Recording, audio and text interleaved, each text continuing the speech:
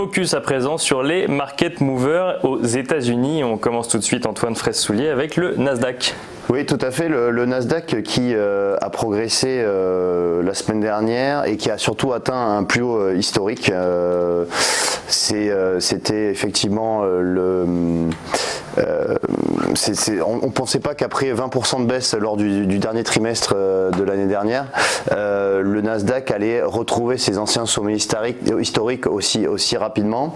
Eh bien c'est le cas. Après 4 mois de hausse ininterrompue, 23% de hausse depuis le début de l'année, le Nasdaq a donc fait un nouveau sommet historique la semaine dernière. Il en est de même aussi pour le S&P, le S&P 500, oui, tout à fait.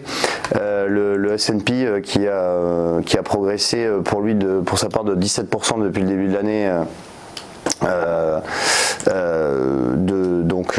Attendez, je vais le mettre sur l'écran. On va regarder le graphique, effectivement, voilà. Ce sera peut-être plus visible pour les gens qui nous écoutent. Donc, et le voilà, le S&P 500. Voilà, donc on voit que ça a rebondi. On voit que oui, la hausse est assez impressionnante depuis le début de l'année, donc 17% de hausse. Et finalement, les niveaux de septembre qui constituaient le dernier sommet historique a été dépassé d'assez peu, de 3 points la semaine dernière. Mais tout de même une hausse très importante depuis le début de l'année pour ces deux indices. Donc ça, c'était pour le Nasdaq et le S&P 500. Exactement. Donc, voilà, c'est plutôt des bonnes nouvelles. Et maintenant une valeur, et cette valeur, c'est Microsoft.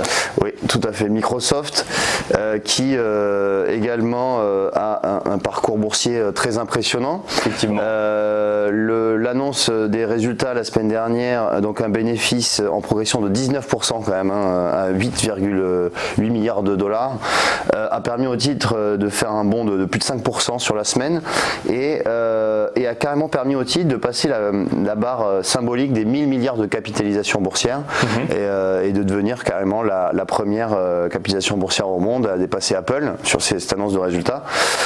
Donc c'est quand même assez impressionnant.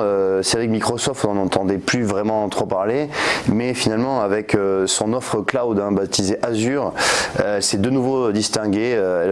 Ses ventes ont bondi de 73% sur le premier trimestre, donc ça a permis au titre de casser ses anciens records historiques.